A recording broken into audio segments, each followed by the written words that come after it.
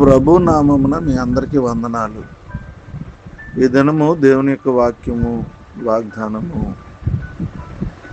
నన్ను అడుగుము, జనములకు నీకు స్వాస్యముగాను భూమిని దిగంతముల వరకు సొత్తుగాను ఇచ్చేదను. కీర్తన 2:8. నా ప్రియమైన దేవుని బిడ్డలారా, దేవుడు జనములను మనకు స్వాస్యంగా చేర్చున్నాడు.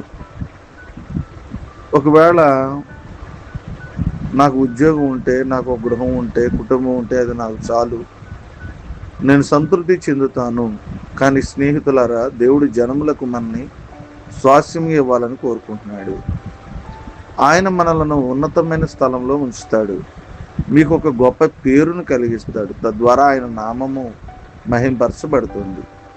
అవును, బహుశా మీరు వేరే స్థలంలో, మంచి కంపెనీలో, వేరొక దేశంలో మీ యొక్క ఉద్యోగం కొరకు లేదా భవిష్యత్ కొరకు ఉన్నత స్థానాన్ని ఎదగడానికి ఎదురు చూస్తున్నారా? కానీ ఈరోజు ప్రభు ఇలా అంటున్నాడు, మన భవిష్యత్తులో లేక ఉద్యోగంలో నేను ముందు కొనసాగుటకు ఒక మార్గం నాకు కనిపించట్లేదు అనుకుంటున్నారా? ప్రియ దేవుని బిడ్డలారా, జనములకు మీకు స్వాస్యంగా ఇస్తున్నానని దేవుడు సెలవిస్తున్నాడు.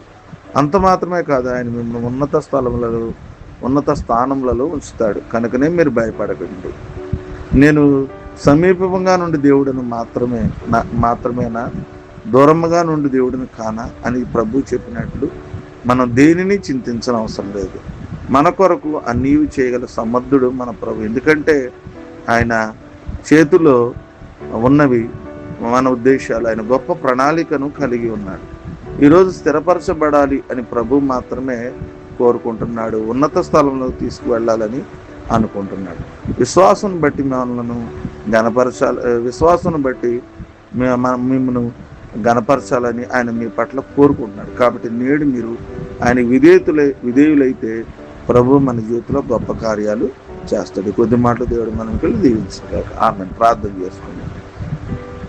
కనికరము కలిగిన మా ప్రియ పరలోకమందున్న తండ్రి, మీకు వందనాలు. నేటి వాగ్దానం ద్వారా మాతో మాట్లాడినందుకే మీకు స్తోత్రాలు. మరొక దినాన్ని మా జీవితంలో ఇచ్చినందుకే మీకు స్తోత్రాలు. ఈ భూమి మీద మమ్మల్ని స్వాస్యముగా నేను సొత్తుగా ఇస్తానని వాగ్దానం చేశారు.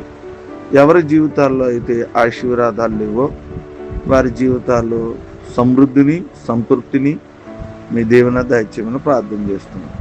మేము ఎన్నడను ఎక్కడ కూడా అవమానించబడకుండా మాకు సహాయం చేయమని ప్రార్థన చేస్తున్నాం.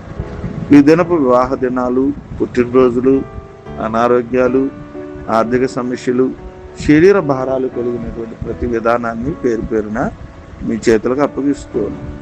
ఈ దినమంతా కూడా మమ్మల్ని కాచి కాపాడి సంరక్షించమని, సహాయం దయచేయమని, మీ కృపలో మమ్మల్ని నడిపించమని ఈ ప్రార్థన యేసు నామమున అడుగుచున్నాము తండ్రి.